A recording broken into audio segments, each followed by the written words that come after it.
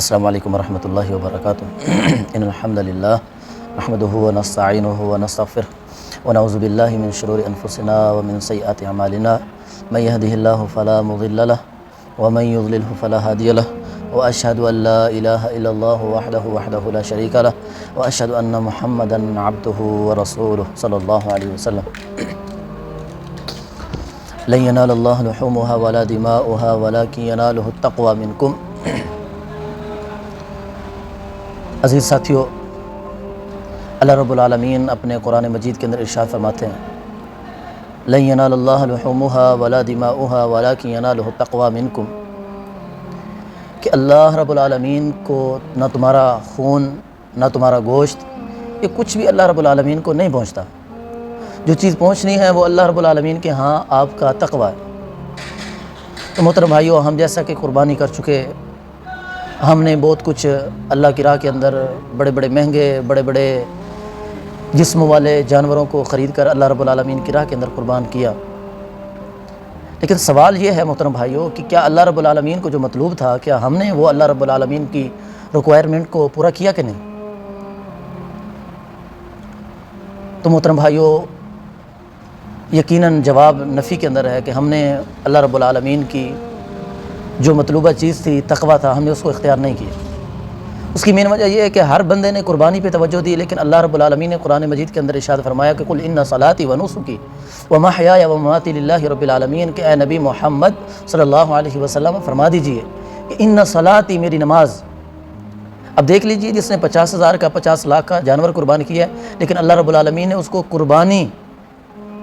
اس نے قربانی کا جانور تو دیا، لیکن فجر کی نماز اس نے پڑھی کہ نہیں پڑھی، یہ کسی نے سوال نہیں کیا۔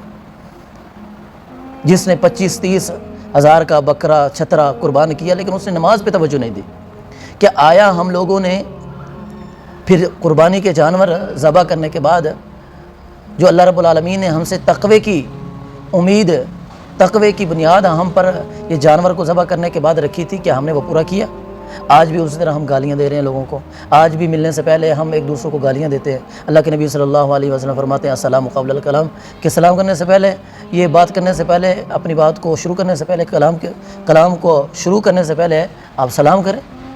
تو ہم نہیں کرتے۔ گھروں کے اندر پیسے کے ویسے ہمارے گھروں کے اندر قرآن کی بجائے ہم وہی انڈین فلمیں ڈرامے وہی سب کچھ دیکھ رہے۔ تو محترم بھائیو، تقوی مقصود تھا تو ہم نے وہ تقوی اختیار نہیں کیا۔ رب کو یہ جانور نہیں چاہیے تھے۔ حضرت ابراہیم علیہ السلام کی ہم اس سنت کو تو دیکھتے ہیں کہ ابراہیم علیہ السلام کی اس قربانی کو تو ہم دیکھتے ہیں، لیکن اس سے پہلے ابراہیم علیہ السلام کی کتنی قربانیاں، کہ باپ سے لڑے، باپ سے لڑنے کے بعد وقت کے بادشاہ سے انہوں نے ٹکر لی، اس کے بعد لوگوں سے، عوام سے وہ لڑے، اس کے بعد انہوں نے بتوں کا جو معاملہ انہوں نے کہا کہ میں آپ کے ساتھ شہر کے اندر نہیں جا رہا، تو انہوں نے بتوں کے ساتھ جو کیا، یہ سارا کچھ دین کی خاطر کیا تھا، حتیٰ کہ آخر کے اندر فیصلہ کر دیا گیا کہ ابراہیم علیہ السلام کو آگ میں ڈال دو۔ تو یہ ساری چیزیں ابراہیم علیہ السلام نے پہلے کی، اس کے بعد میں اللہ رب العالمین کو صلہ دیا کہ ابراہیم علیہ السلام کو اللہ رب العالمین نے اتنی بڑی قربانی کا جو ہے منصب عطا کیا کہ یہ رہتی دنیا تک، قیامت کی دیواروں تک یہ منصب، یہ فلسفہ اور یہ سنت حضرت ابراہیم علیہ السلام کی چلتی رہے گی۔ تو محترم بھائیو، آئیے جہاں پر قربانی کے جانور ہم نے ذبح کیے، وہاں پر اپنی حسد، انا، کینہ، بغض، دشمنیاں، ان ساری چیزوں کو بھی قربان کریں، تاکہ کل قیامت کا دن ہو تو یہ جو بچڑے، یہ بیل جو ہم نے یہ ذبح کیے ہیں، کل قیامت کے دن یہ روئی کی طرح اڑ نہ جائیں، بلکہ یہ ہمارے پلڑوں کے اندر یہ وزنی ثابت ہوں، یہ اجر و ثواب کے ساتھ بھرے ہوئے ہوں، کیونکہ اللہ رب العالمین ہم سے جو مطلوب تھا وہ تقوی تھا، وہ للہیت تھی۔ اللہ رب العالمین کی وہ آیت ایک مرتبہ پھر دہرا دیتا ہوں، لن ینال اللہ لحومها ولا دماؤها ولکن ینالہ التقوی منکم، کہ اللہ رب العالمین کو نہ تمہارے گوشت کی ضرورت ہے، نہ آپ کے خون کی ضرورت ہے، کسی بھی چیز کی ضرورت نہیں ہے۔ ہاں، اگر کسی چیز کی ضرورت ہے تو وہ ہے تقوی، پرہیزگاری، گناہوں سے بچنا۔ اللہ رب العالمین سے دعا ہے اللہ تعالی ہم سب کو عمل کرنے کی توفیق عطا فرمائے۔ وما علی الا البلاغ۔